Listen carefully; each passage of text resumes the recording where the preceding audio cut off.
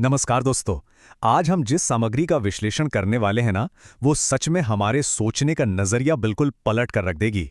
हम अक्सर ये सोचते हैं कि लाइफ में जब कोई बड़ा तूफान आएगा तभी सब कुछ बर्बाद होगा, राइट? लेकिन आज का ये विश्लेषण हमें बताएगा कि असल में वो छोटी छोटी बातें जिन्हें हम अरे कुछ नहीं होता कहकर टाल देते हैं, वही सबसे ज्यादा भारी पड़ती हैं। इसी बात पर इस बहुत ही गहरी लाइन पर गौर कीजिए। हम अक्सर बड़े पहाड़ों से नहीं बल्कि छोटे पत्थरों से ठोकर खाकर गिरते हैं। कितना सच है ये। हम लोग लाइफ की बड़ी बड़ी प्रॉब्लम्स के लिए तो हमेशा अलर्ट रहते हैं, पूरी तैयारी रखते हैं, लेकिन जो छोटी छोटी गलतियां हैं, हमारी रोजमर्रा की आदतें, उन्हें हम पूरी तरह इग्नोर कर देते हैं। और यही वो छोटे पत्थर हैं जो हमें मुंह के बल गिरा देते हैं। इसे आप एक डूबते हुए जहाज के उदाहरण से समझ सकते हैं। अब जरा सोचिए, एक विशाल जहाज को डुबाने के लिए क्या किसी बहुत बड़े तूफान की ही जरूरत है? बिल्कुल नहीं। जहाज के नीचे एक छोटा सा अनदेखा सा सुराख ही उसे समंदर की गहराइयों में ले जाने के लिए काफी है। हमारी ये छोटी छोटी गलतियां भी ना बिल्कुल उसी सुराख या दीमक की तरह हैं जो चुपचाप हमारी शांति को अंदर ही अंदर खोखला कर रही हैं। तो आइए इस एनालिसिस को आगे बढ़ाते हैं और देखते हैं कि कैसे ये छोटी दिखने वाली गलतियां इतने बड़े और भयानक परिणाम लेकर आती हैं। सबसे पहले बात करते हैं हमारे दिमाग के अंदर होने वाले लीक्स की, यानी टालम-टोल और दूसरों से अपनी तुलना करने का वो जाल, जिसमें हम सब कभी ना कभी फंसते ही हैं। अब इस बात को ही ले लीजिए, ये काम तो कल कर लेंगे। ये बात हम खुद से दिन में कितनी बार कहते हैं। सुबह उठकर एक्सरसाइज करनी हो या कोई जरूरी काम शुरू करना हो, हम बड़े आराम से उसे कल पर टाल देते हैं। पर सच बताऊं, ये कल कभी आता ही नहीं है। ये एक बहुत ही खतरनाक भ्रम है जो बस हमें झूठी तसल्ली देता है और असल काम करने से रोक देता है।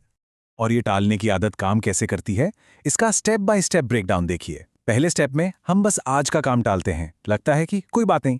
फिर दूसरे स्टेप में अंदर ही अंदर हमारा सेल्फ कॉन्फिडेंस गिरने लगता है, हमें खुद पर ही शक होने लगता है, और फाइनली हम इतने गहरे पछतावे के बोझ तले दब जाते हैं कि वहां से निकलना मुश्किल हो जाता है। ये प्रोसेस बहुत स्लो है पर पूरी तरह से डिस्टर्बिंग है। अब इस अगले पॉइंट पर आते हैं जो आज के टाइम में शायद सबसे रेलेवेंट है। एक तरफ है सोशल मीडिया की वो चमकती हुई फिल्टर लगी एडिटेड जिंदगी, और दूसरी तरफ है हमारी असल जिंदगी। मजे की बात यह है कि हम उन बनावटी तस्वीरों को देखकर अपनी बिल्कुल असली और जमीन से जुड़ी जिंदगी को कोसना शुरू कर देते हैं। ये जो लगातार तुलना चल रही है ना, ये सच में हमारे दिमाग की बहुत बड़ी भूल है। जब हम दूसरों को देखकर अपनी शांति खोते हैं तो समझ लीजिए हम जानबूझकर अपने जहाज में ईर्ष्या का पानी भर रहे हैं। इसके रिजल्ट्स बहुत साफ हैं। सबसे पहले मेंटल पीस गायब होता है, फिर मन में एक गहरी जलन पैदा होती है, और आखिर में एक ऐसा इंफीरियॉरिटी कॉम्प्लेक्स जन्म लेता है जो हमें कभी भी सच में खुश नहीं रहने देता। खैर, ये तो बात हुई हमारी अंदरूनी उलझनों की। अब इस सामग्री में जो अगला हिस्सा है वो हमें हमारे सामाजिक रिश्तों की तरफ ले जाता है कि कैसे हमारे बोले गए शब्द और संस्कारों की कमी रिश्तों के जहाज को डुबा देते हैं। इस बहुत ही पावरफुल लाइन पर गौर कीजिए। शब्द कमान से निकले तीर की तरह होते हैं। एक बार तीर निकल गया तो बस निकल गया। हम अक्सर गुस्से में या फिर हंसी मजाक में ही सही अपनों को कुछ ऐसा कह जाते हैं जो उनके दिल पर सीधा जाकर लगता है और एक ऐसा घाव कर देता है जो शायद कभी नहीं भरता। और सबसे चौंकाने वाली बात इस नंबर 1 से जुड़ी है। जी हां, बिना सोचे समझे बोलने का सिर्फ एक पल ही काफी होता है।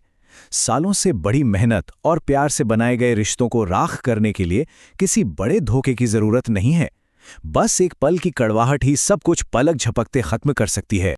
शब्दों के घाव के अलावा एक और चीज है जो हम बहुत मिस कर रहे हैं।